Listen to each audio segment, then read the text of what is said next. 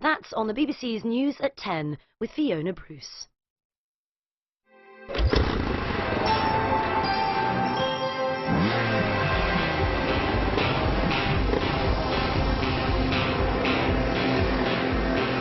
Can you help? Now on BBC One, this month's Crimewatch. A fatal beating in front of thousands of festival goers. His mouth was blue and his eyes were wide open. I was just screaming to get ambulance or to get some help. Holiday scams, the crooks leaving you stranded. You know, if you're mugged in the high street, you have the bruises to show it. When it's done by fraud, you have no bruises. The mystery of the body washed up on a Cornish beach. Suspicious by the very nature of the conditions he was found in. Why would you have a sock in your mouth? And the real-life search for the Holy Grail. Catching the criminals, protecting the public. This is Crimewatch.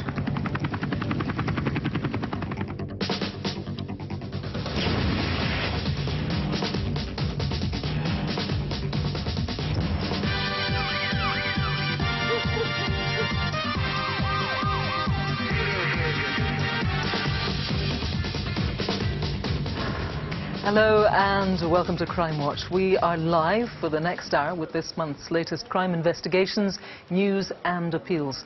There are dozens of detectives in the studio right now, all hoping that you can crack their cases. I've also got my latest collection of faces, people wanted for GBH, drug dealing and murder. And some incredible CCTV, including this master of disguise, robbing a shop with a plastic bag on his head. And I'll have the exclusive inside story of how counter-terrorism officers caught a lone wolf setting off bombs across the West Midlands.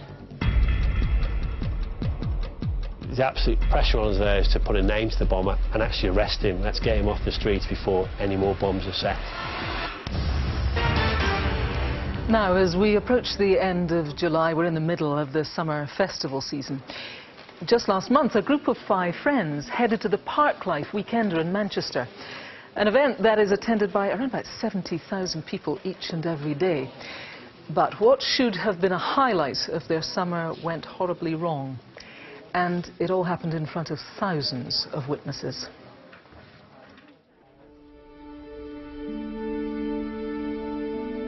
We've still not come to terms with it.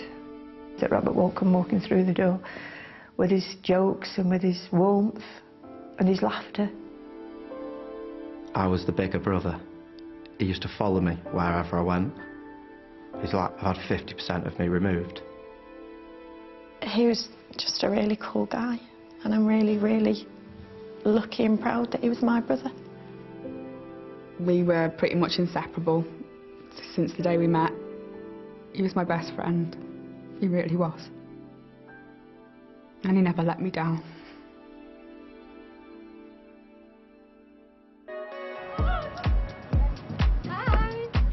On Saturday, the 7th of June, Robert and his girlfriend Gemma met up with 3 of their friends. They were all going to the Parklife Weekender music festival in Manchester. He loved his guitar. Everything was based around music and making sure that when we went out it was, you know, a good lineup. We'd been to Parklife the year before, but he had gone out and got the tickets and came home and told me that he had a surprise for me. He was kind, very funny. He loved life. Wherever he was, he just, everybody would smile. He's the youngest, but he was such a fab uncle. He was the best.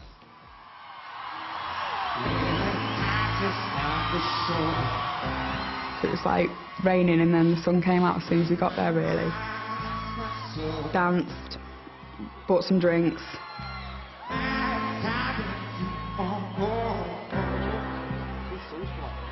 We just sat there and spoke to people and had pictures taken with them. Just had a lovely time together, just talking. And then went to watch the end of Rudimental.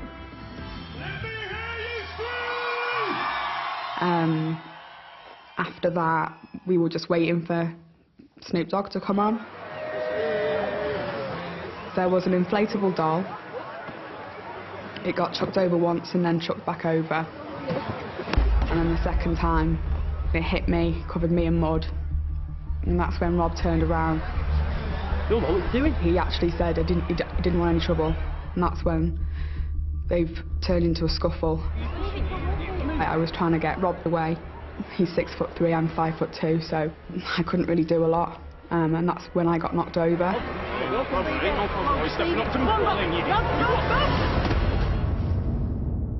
And then it was only within seconds that he came down next to me. Robert! Somebody help me! He wasn't breathing. His mouth was blue and his eyes were wide open. Robert! Please! I was just screaming to get ambulance or to get some help. Luckily there was 2 trained nurses on the scene.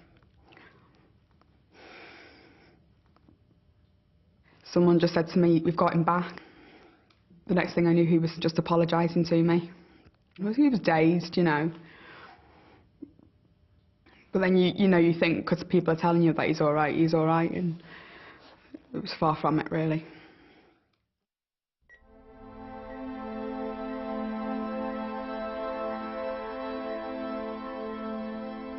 Robert was taken by ambulance to a local hospital, but his condition quickly deteriorated. He was now fighting for his life. We immediately got to the hospital and Robert was in an induced coma. And we all prayed and prayed. He was just lying on a bed with lots of tubes and machines hooked up to him. It was a matter of minute by minute of survival, really, rather than what's he going to be like the next day. Injuries were just too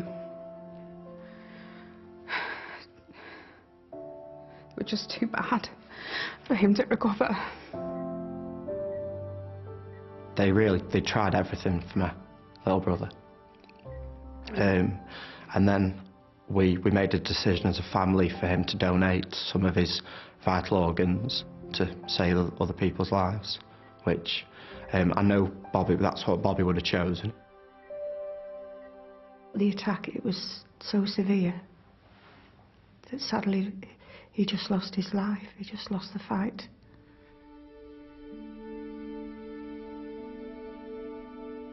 I'm facing a future that's very dark, lonely, and without any hope.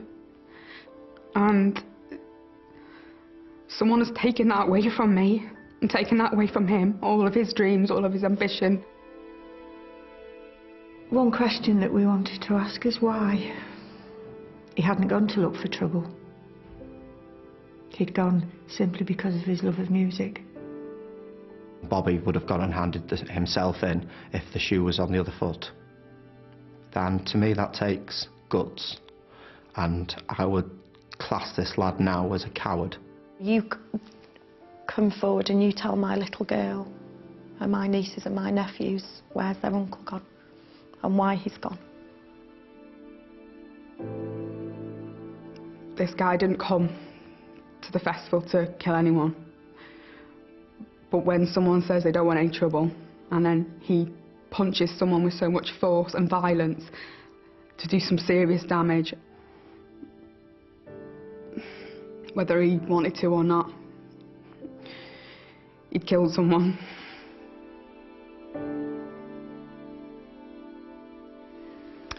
Why, his family are asking, why indeed? Detective Inspector Richard Eales from Greater Manchester Police is here. He's leading the team and the investigation. Thanks for joining us, Richard. I have to say, tragically, this is something that we see all too often here on Crimewatch, this sort of fight. Yes, I think it's fair to say that this was an altercation between the two of them and not completely one-sided. However, given the fact that this person left the scene and has failed to contact us, only makes matters worse for him.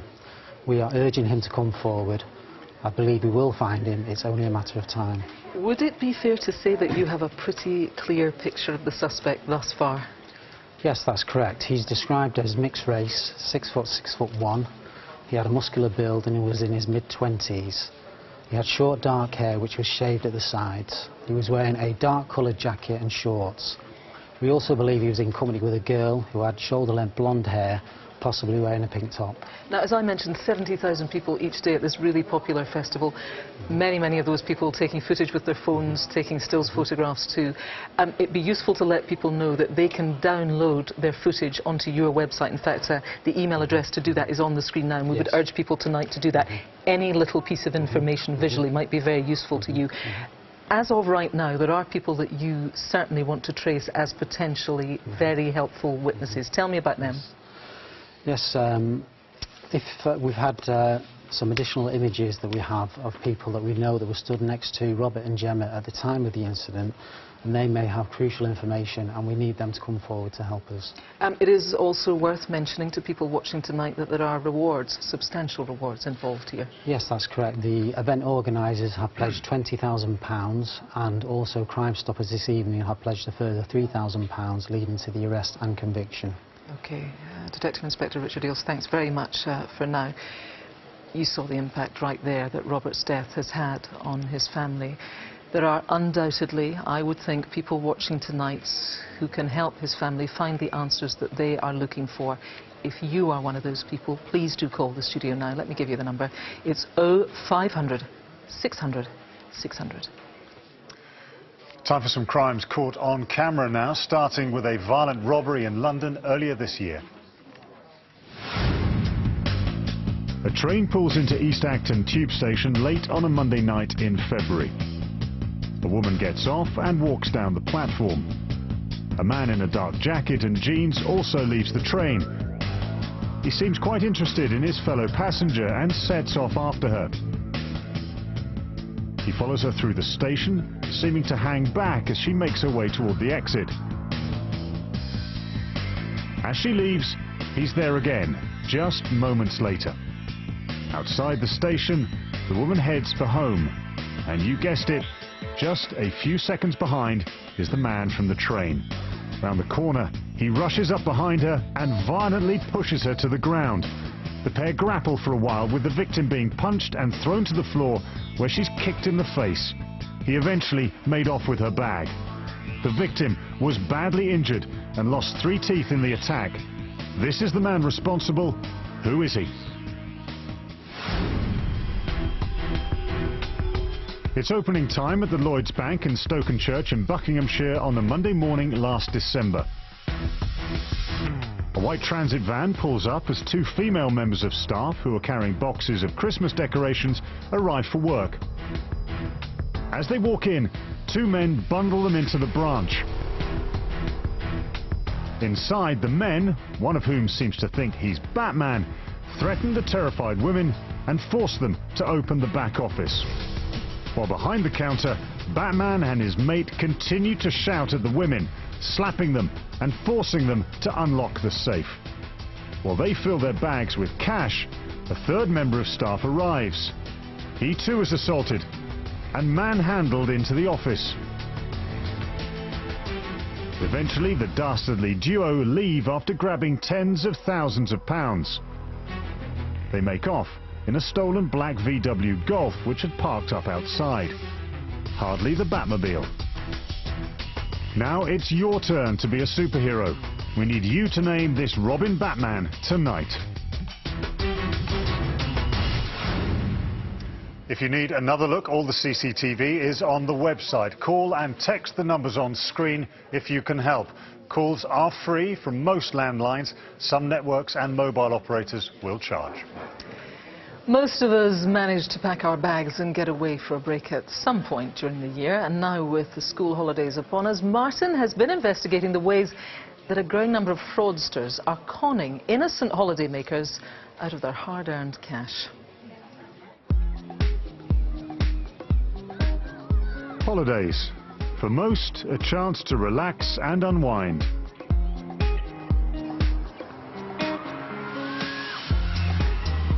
But for a growing number of holidaymakers, that's not necessarily the case. Fraudsters pocketed around £7 million from unsuspecting travellers last year. Fake websites, false advertising, phone and email scams left people stranded, either with no flights or with nowhere to stay. Suzette Mugliston fell victim to one fraudster when booking a caravan holiday in Porthcawl in South Wales for herself and her grandchildren. I love my grandchildren, I love spending time with them. They really are the love of my life. We'd had a rough couple of years, so I just thought we need a break, we need a holiday. As money was tight, she went online to try to find a bargain. Caravan holidays are expensive. So when I seen this one, I just thought, oh, I can't not email this person. And so I went for it. So she paid in full and was sent the details of the caravan's location. But when the family got to the site, they couldn't find it. We went round, just kept going round and round, stopping at empty caravans thinking, is this the one, is this the one? The caravan didn't exist.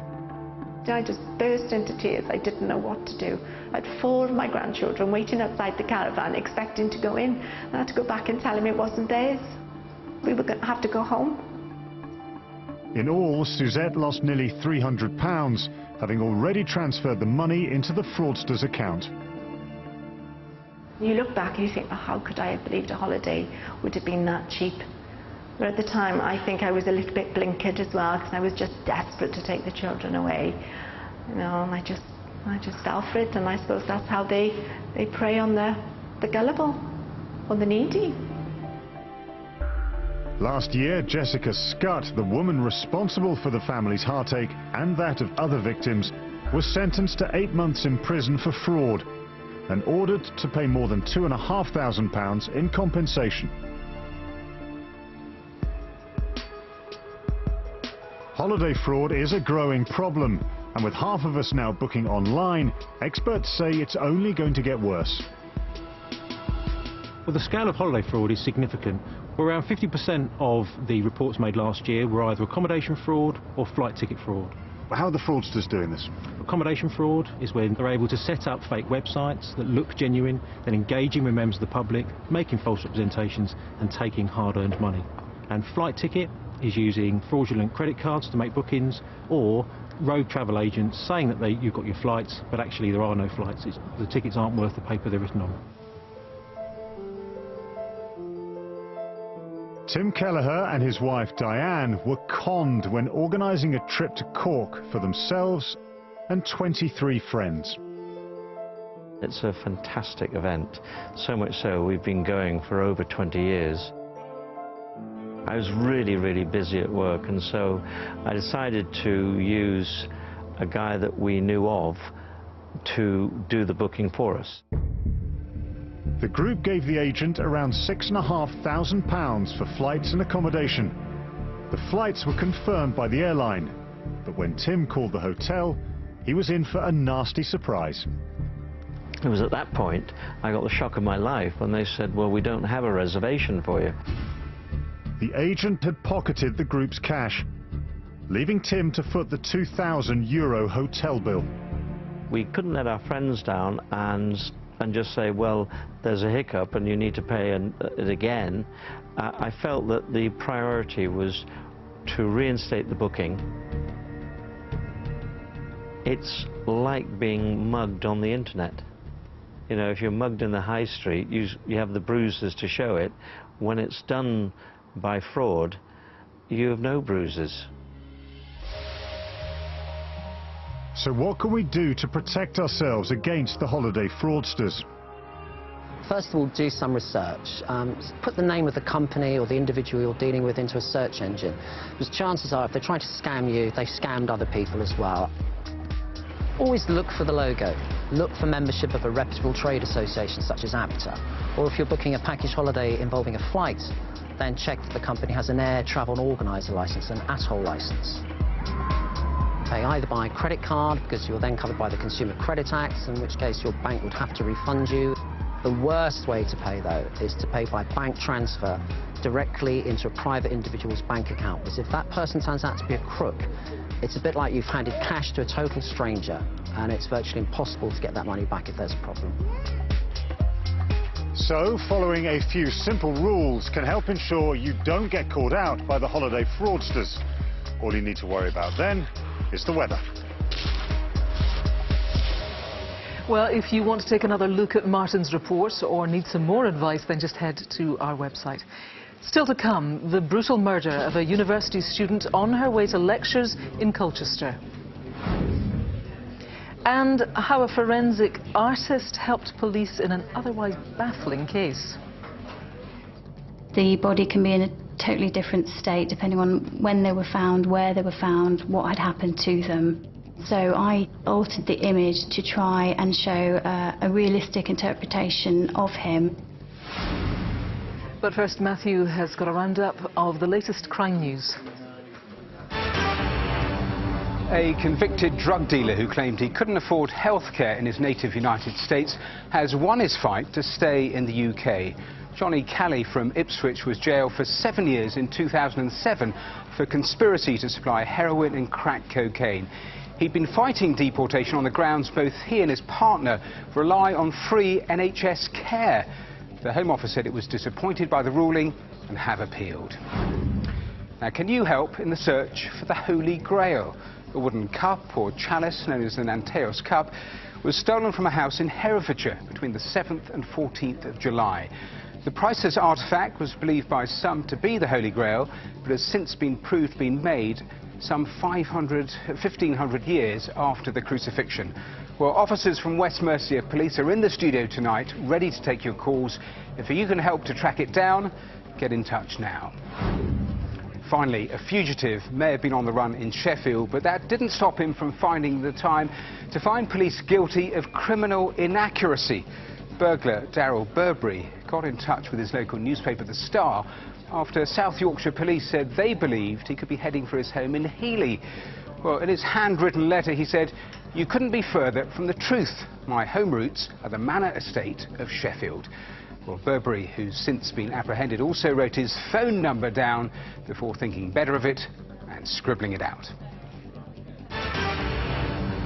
Now, in our last programme, we appealed for your help to catch the killer of James Atfield. You remember that James was murdered in a brutal knife attack in Colchester that happened at the end of March. He had been stabbed 102 times. Well, only a few weeks after our appeal, Saudi Arabian student Nahid Al-Mania was also murdered in Colchester. The 31-year-old's body was found a mere 2 miles from where James was killed. Nahid had been on her way to a lecture at the University of Essex when she was stabbed 16 times. Well, DCI Lucy Morris, who's leading the investigation into Nahid's murder, joins me now. It's going to be very difficult for Crimewatch viewers not to listen to those two cases and somehow think that they are linked. What would you say to that? We hadn't ruled out that possibility, but there's no definitive evidence linking the two murders. They remain separate investigations, but run in parallel. OK, so tell me what you do know about Nahid and what happened to her. Well, at 10:37 in the morning on Tuesday the 17th of June, a member of the public found Nahid's body on a footpath off Avon Way in Colchester. They called for an ambulance, but unfortunately they couldn't save her. As you say, she'd been stabbed 16 times. Now, we are pursuing a number of different theories, but there's no clear motive, and she doesn't appear to have had anything stolen. The depth of this tragedy surely lies in the fact that usually she would have made this walk with her brother. You have CCTV of her and her last movements. Just talk us through that. Yes, that's right. The Salary Brook Trail is a pathway commonly used by students walking to the nearby campus. That morning she would have left her home address at Woodrow Way in Colchester, walked down Stanley Woodrow Way and cutting through the shops at Hunrick Road. And it's here that we see the last CCTV image of her at 10:19. She's seen wearing her hijab headscarf. Now, you said 10:37 was when her body was found. As you've described it and where it is, it surely must have been a very busy part of the world, this. That's right. There's a number of people we still need to identify. We're particularly keen to trace a male seen wearing a distinctive beige jacket, similar to this one. Now, he's described as a male of late teens to early 30s, about 5'6" tall, of average build with short dark hair. DCI Morris, I should mention to people watching that you're also very keen to trace students who are no longer at the university but would be familiar and would have used this area. You also want to tell us just very briefly about a reward. Yes, that's right. For both investigations, there's a reward of £10,000 for any information leading to an arrest and conviction of those persons responsible. OK, DCI Morris, thank you very much for updating us on that. There is clearly at least one extremely dangerous person out there who needs to be caught, and fast. If you can help with either of these investigations, I would urge you to do the right thing and to get in touch with us using the numbers on the screen. Let's go to Martin. We start the Wanted Faces with an urgent appeal from officers in Humberside who need to trace John Heald after a hotel landlady in Bridlington was murdered last week. 53-year-old Heald, who also goes by the names John Davis or John King, has links to South Yorkshire and usually wears a diamond stud earring. He has a variety of tattoos, including a horse and dots on the knuckles of his left hand, and birds, a mermaid and an eagle on his right arm. There's a £5,000 reward for information leading to his arrest, but he's considered dangerous, so if you see him, call 999. Next is Cesar Florea. Detectives are looking for the Romanian national in connection with the attempted rape of a woman in North Ormsby in Middlesbrough last month. During the attack, the victim was so badly beaten she suffered a broken nose, a broken shoulder, and her arm was fractured in 3 places. This CCTV shows Florea just before the attack. As you can see, he has a very distinctive gait. The 25-year-old has links to London and Romania and has previously worked in car washes. The third is Adebayo Ekan. He's wanted in connection with the murder of 18-year-old Marcus Hall, who died after a violence erupted outside a nightclub in Luton in 2001. Ekan, who's either 37 or 38, has links to West London, the West Midlands and to Ghana. He uses a number of aliases, including James Dalvin, Dave Bell and Gary Plummer, and has a round burn mark and a large scar on the back of his left hand, as well as a 2-inch scar on his right forearm. He's also considered to be dangerous, so call the police immediately if you know where he is. There's a £5,000 reward for information leading to his arrest. Lastly for now is Kieran Simpson. He was part of a gang who racially abused and assaulted a taxi driver inside his cab. The attack caused the driver to lose control of the car and smash into a set of railings. 22-year-old Simpson has links to Liverpool and Sussex.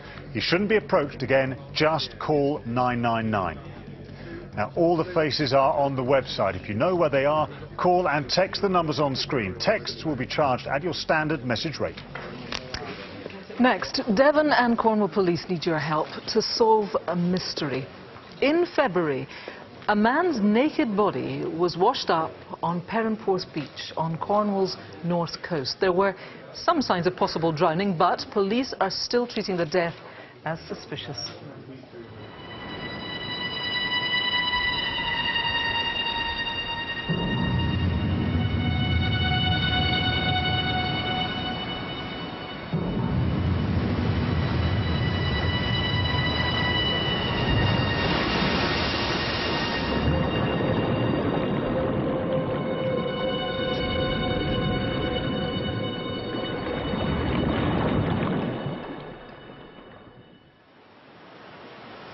It was a dog walker who made the grim discovery. A man's body was found washed up here, naked, apart from socks and one shoe.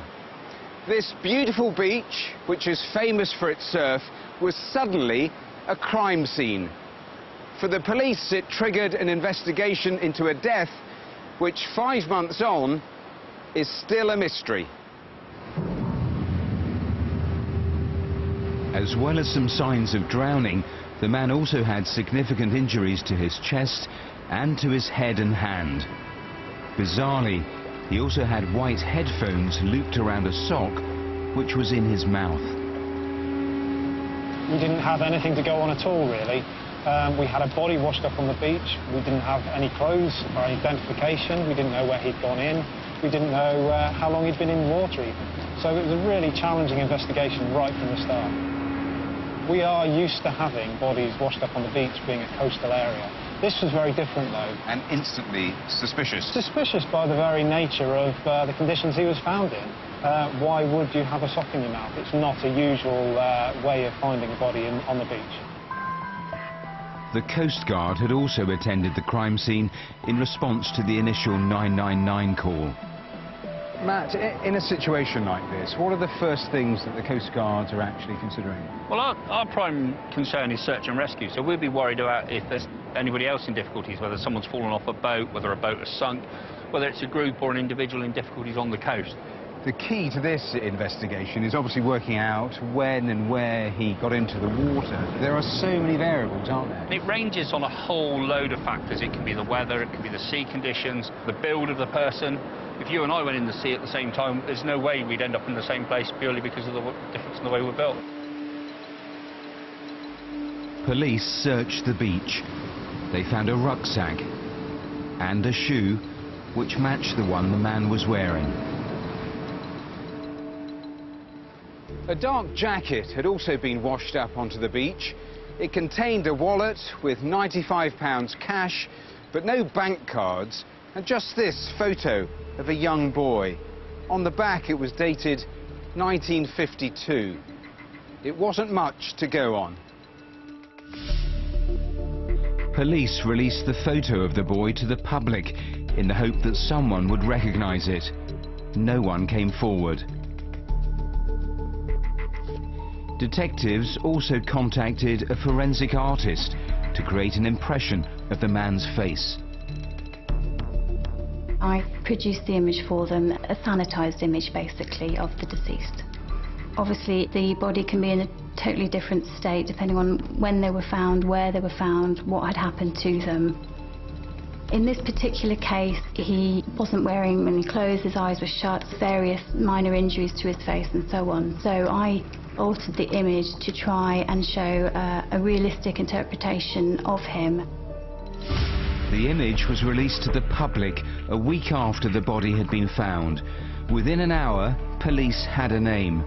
A family member recognised and identified him as 64-year-old Alan Geel from Wadebridge, around 25 miles north of Perranporth. Seeing the artist's impression, which was fantastically accurate, you know, we knew it was Alan. It's kind of numbing, really, I think, more than anything else. It is really upsetting that, you know, his life should come to an end like that, in circumstances which we don't understand. It makes it sort of doubly difficult. With a formal identity, detectives were able to start to piece together Alan's life. He'd spent the majority of his time in Cornwall and had a passion for the outdoors and surfing. For years, he'd lived alone in a beach hut in Polzeath before moving to a flat in Wadebridge 10 years ago.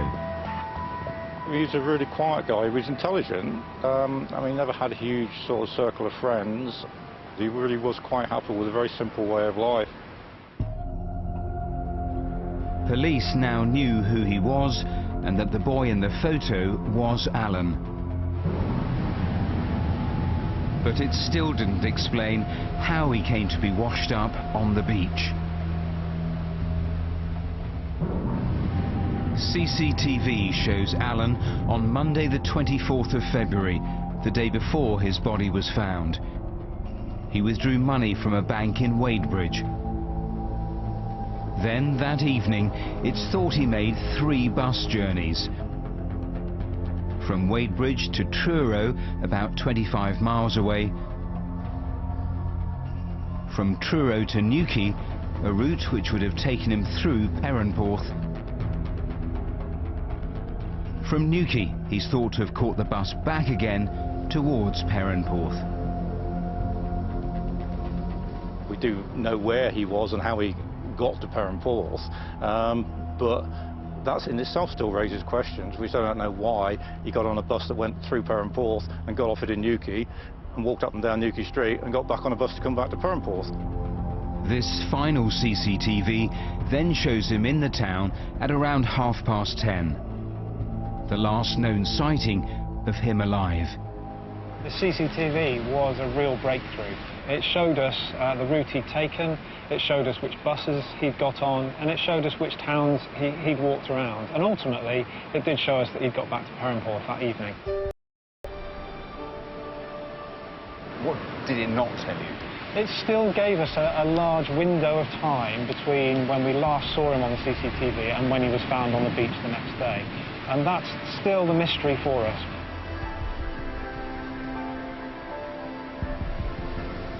Did he meet anyone? Did he see anyone? What was he doing during those last few hours? We still don't know that.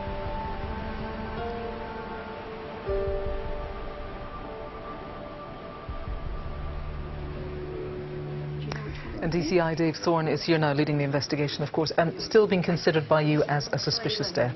Absolutely. At the end of the day, he had a sock rolled up in his mouth with headphones around the back of it, and we have to treat that as suspicious. He also had injuries we couldn't explain, but really, ultimately, he had a sock rolled up in his mouth, which is very unusual. Tell us what help, then, Crimewatch viewers can be tonight.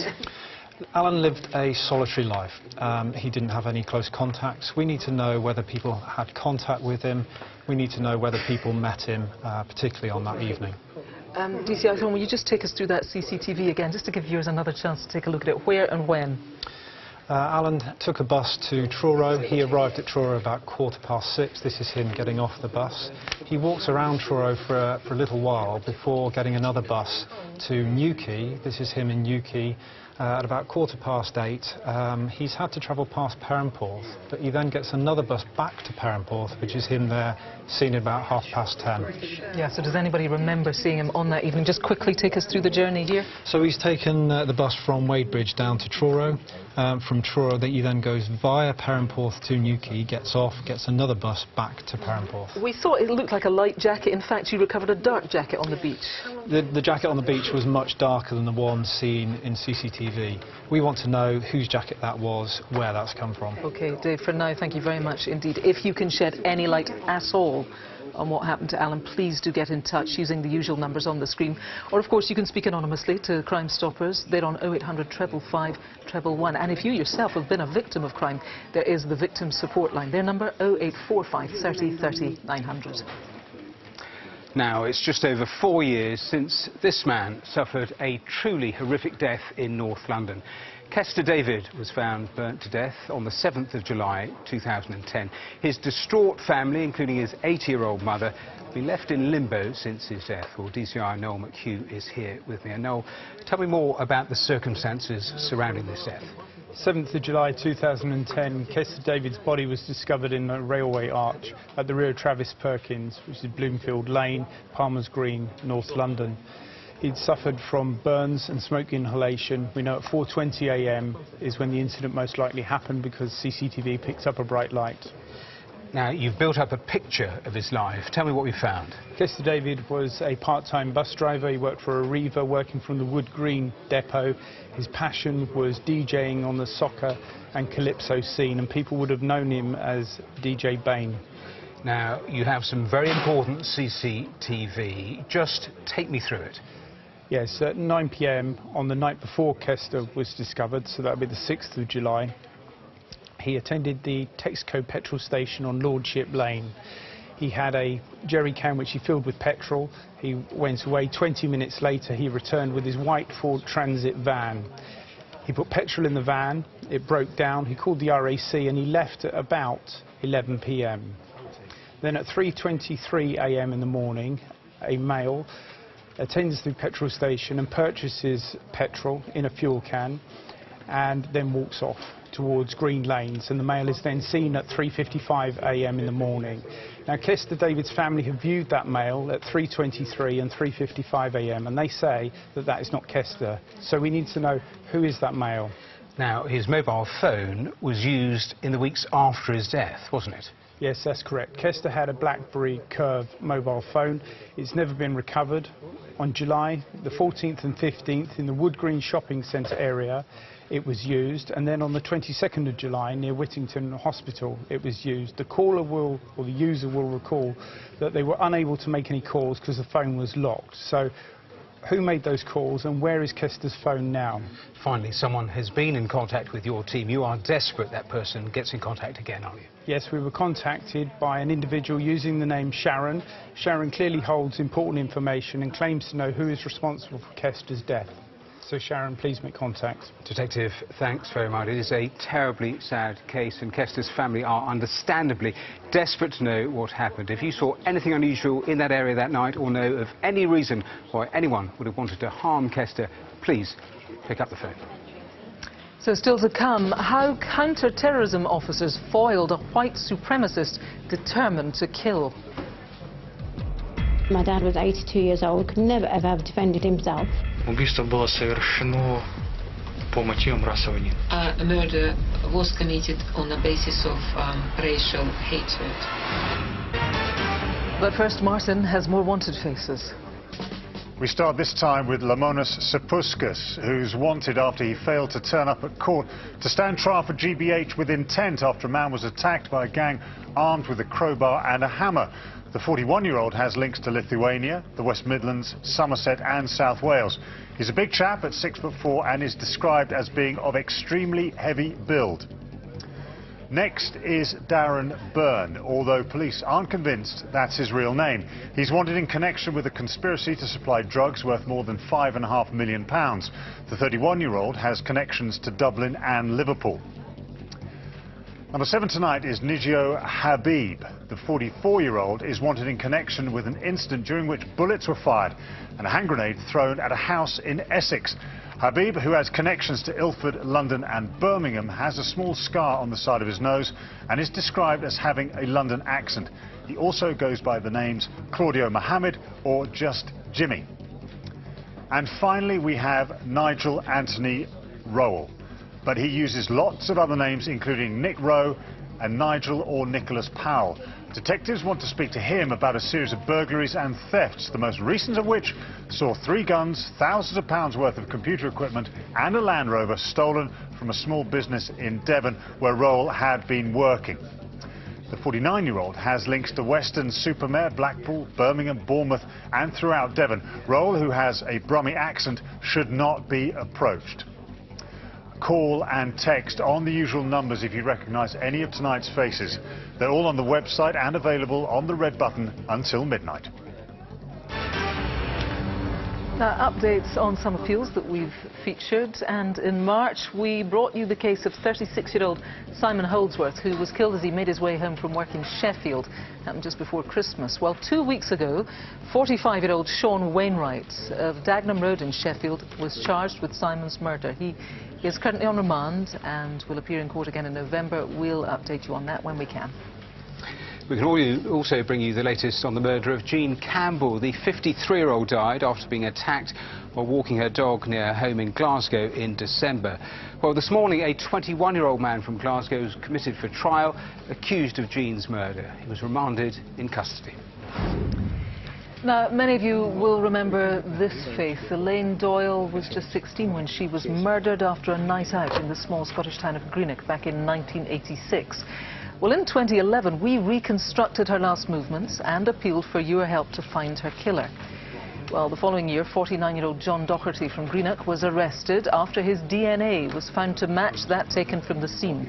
And last month, Doherty was convicted of Elaine's murder. Sadly, Elaine's father, Jack, died before he saw her killer convicted. Doherty will be sentenced next month. The last of our CCTV now, starting with a chilling attack on a woman in Manchester city centre just before Christmas. A woman is walking to work early on a Sunday morning. Just behind her is a man with his hood pulled up. As she walks, he quickens his pace to keep up with her. He follows her for a while along Deansgate.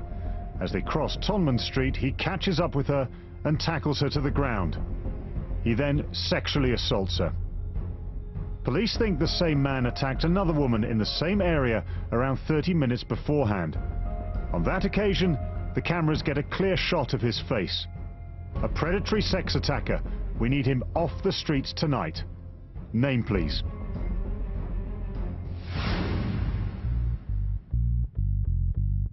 A residential street in Dean in Bolton on a Wednesday morning in May. A bloke in a hoodie is hanging around. As he wanders into the road, a 79-year-old woman who's walking home after collecting her prescription passes behind him. Another man follows the old lady into the lane.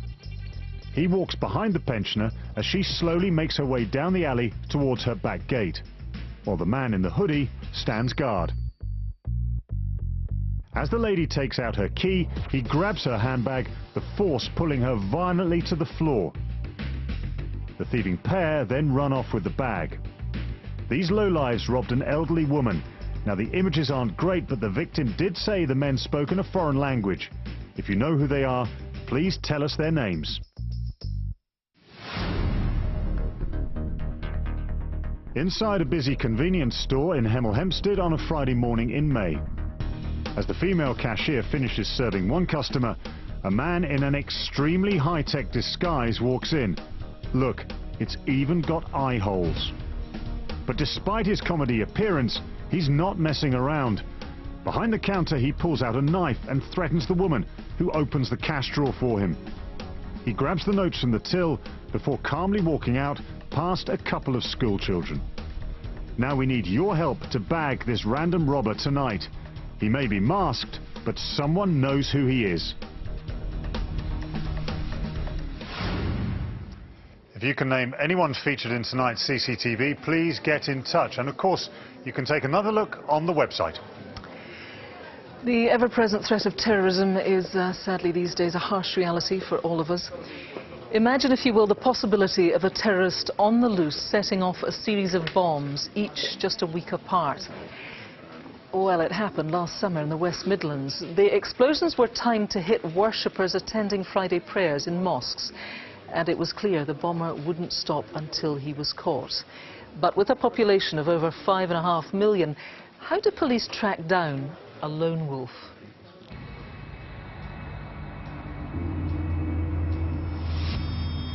It's a real nightmare scenario. We just didn't know who was behind this. We just had to find that bomber before the next bomb went off.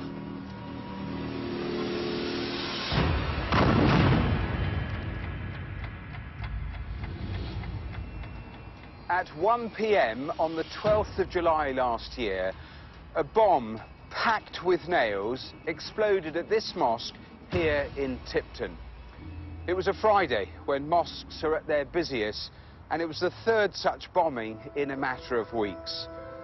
If that pattern continued, the counter-terrorism teams had just 7 days before the next attack. With over 200 mosques as potential targets, their task was huge. The 3 bombs had all been detonated in the West Midlands. The first in Walsall, followed by Wolverhampton, and now Tipton. It was only good fortune no one had yet been killed. We knew that the next bomb was a real high risk to life, so it was imperative for us to catch the person or the people that were responsible for it. With over 200 mosques in the region as possible targets, detectives had to work fast. They began by examining CCTV from the first bombing in Walsall. We really had to find the person quickly. We needed to get that crucial image of our bomber. What we're looking at there is CCTV around the Walsall Mosque of anyone carrying an object into and then coming out of the mosque without an object. We didn't know whether the person put the bomb there an hour before or 3 days or 4 days before for those times. That must have been an enormous amount. Yeah, there's thousands of hours worth of CCTV. After following dozens of potential suspects on CCTV, the trawl finally revealed one man whose suspicious actions stood out. The white man in dark clothing was seen carrying a bag outside the mosque just before the explosion. The key then was to follow that person on a number of CCTV cameras, just trying to find that clue to who that person was, where they lived, so we could identify and arrest them as quickly as possible. As well as the CCTV images of the suspect, detectives had one other significant lead. The remnants of one of these, a child's lunchbox used to conceal the first bomb. Having now pinpointed the main suspect, next they needed to trace his journey to the mosque. After following his route in reverse on dozens of cameras, they finally got a clear image of his face, and he was carrying a green Asda bag. detectives were convinced the lunchbox containing the bomb was inside that bag. We went to the local Asda in Small Heath with the Asda bag and found out when they'd sold those bags during that day, and we found the CCTV for each of those transactions. At that point then we found our bomber had bought the green Asda bag, but crucially had also bought child's lunchbox. That child's lunchbox contained the bomb. And crucially, you could see his face this time. Absolutely, that was a real crucial moment. We had two clear images, one from the bus, one from Asda, of our bomber's face. What we had to do then was put a name to the face and arrest him as quickly as possible, certainly before the next Friday. Those images were immediately given to police officers on the ground, but with Friday prayers fast approaching, it seemed as if the man was simply a ghost. All clear on Albert Street. The absolute pressure on us there is to put a name to the bomber and actually arrest him. Let's get him off the streets before any more bombs are set. We did that by putting those images through to the media, and we thought then we'd get lots of phone calls saying this is his name. Unfortunately, that wasn't the case. Understandably, the community were concerned, mosques were concerned about their congregations, and it was absolutely imperative that we found this person before next Friday, because we knew there's a high risk of another bomb being planted. It appeared the bomber was an expert at keeping a low profile. The press appeal didn't lead to a single phone call. We then went to tried and tested police work, both detectives and local neighbourhood officers armed with these images of the bomber in the Small Heath area. We knew he shopped at Asda, we thought he lived close by, so then we visited every business, offices, shops in that area. With just a day to spare, the old-fashioned detective work paid off. Do you recognise him? Two neighbourhood sergeants, armed with the photographs, went to a small industrial estate and showed the photographs. A person there recognised him as a foreign student that was working within their offices. We need to speak to him right now. And there was Pavlo Lapshin, there was our bomber, and he was arrested. I'm arresting you on suspicion of causing explosions. No. We knew that the person we'd been searching on CCTV for so long was finally in custody. We still had more work to do. We didn't know whether he was working alone or with other people, but we knew that person we'd painstakingly found on CCTV. We knew we'd finally got him. 24-year-old Lapshin was a student from the Ukraine who'd come to Britain to study at Coventry University and got work experience at a local engineering company. He'd been in the country for 90 days, but was staying in a flat on the industrial estate and hadn't socialised with anyone. And when you interviewed him, I mean, what was he like? He almost seemed proud of what he'd done, and he talked about he wanted to start a race war. He wanted to have a wave of terrorism by planting these bombs. Officers weren't convinced these were Lapshin's only crimes. He was a self-confessed racist targeting Muslim sites, and their attention quickly turned to the unsolved murder of an elderly Muslim man just a few months earlier. Almost a month ago. In May last year, Crimewatch featured an appeal to catch the killer of 82-year-old Mohammed Salim. The grandfather had been stabbed to death while walking home from his regular evening prayers in Birmingham.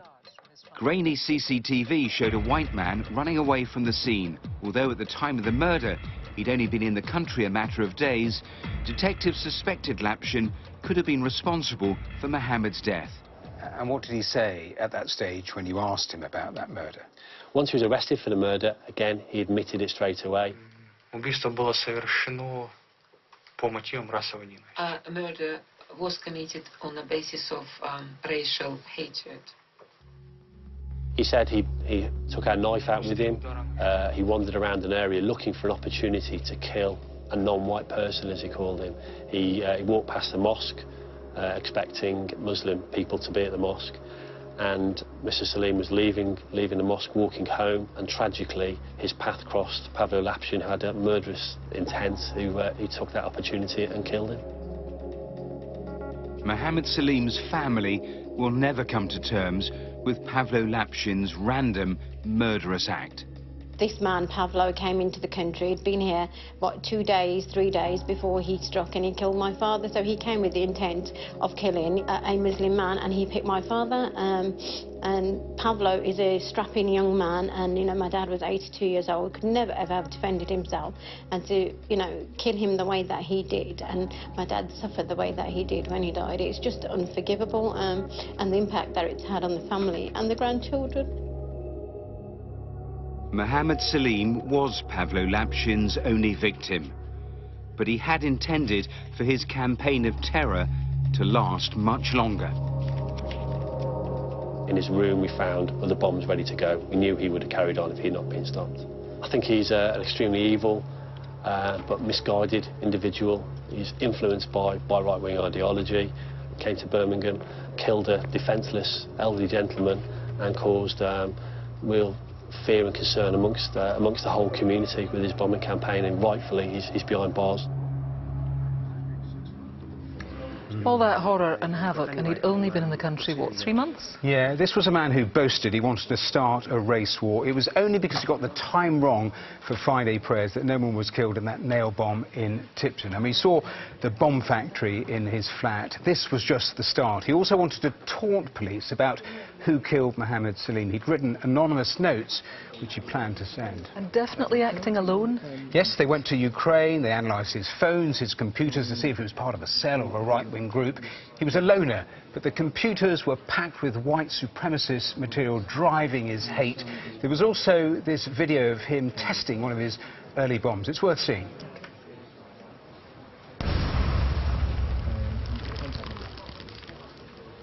I mean, that is really shocking force there. What about sentencing? He got life with a minimum of 40 years. The judge said that his views were abhorrent to all right-thinking people. Mohammed Salim's daughter said the family just simply couldn't move on. She said the murder had disabled their minds in every emotional way possible. Really heartbreaking. Thanks, Matthew. Just time now for a quick update on tonight's calls. Here's Martin. We've had some great calls come in on one of our main appeals tonight, the death of Robert Hart following the Parklife Festival in Manchester. Remember, detectives wanted possible witnesses to come forward and identify themselves. Several of those have done that, and we've had possible 20 names for that suspect. OK, that's everything for now. But remember, all of tonight's appeals are online. The phone lines, they're going to stay open until midnight tomorrow. And we're going to be back again tonight at 10:40 after the news with the latest on what we hope will have been, I think it has been, a busy night. Viewers in Northern Ireland are going to have to wait a little longer. Our next full programme is going to be in September, when we'll be marking 30 years of Crimewatch. If you've ever worried or complained about crime, this is your chance to do something about it. The Brighton bomb inquiry. The murder of 2-year-old James Bulger. A year ago today, Lynn Russell, her daughters Josie and Megan were waylaid and then slaughtered. By calling here, you can make a difference. Now, we ask you to cast your preconceptions aside and to do what you can to help find Madeleine McCann. Well, full details of our special 30th anniversary will be available near the time. But for now, from everyone here, your calls do make a difference. Thank you and goodbye.